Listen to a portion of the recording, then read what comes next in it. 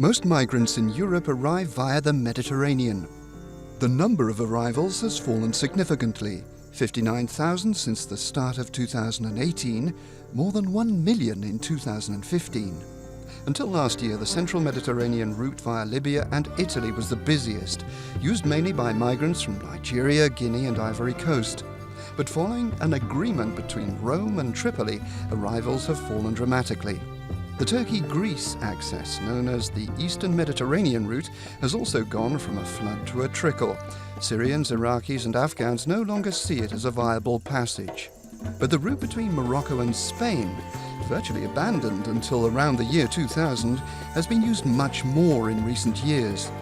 For migrants from Morocco, Algeria and Ivory Coast, it is fast becoming the main pathway into Europe. Since the start of 2018, more than 23,000 people have entered via Spain, nearly 19,000 via Italy and 16,000 via Greece. Secondary routes used by Pakistanis, Afghans and Iraqis have sprung up.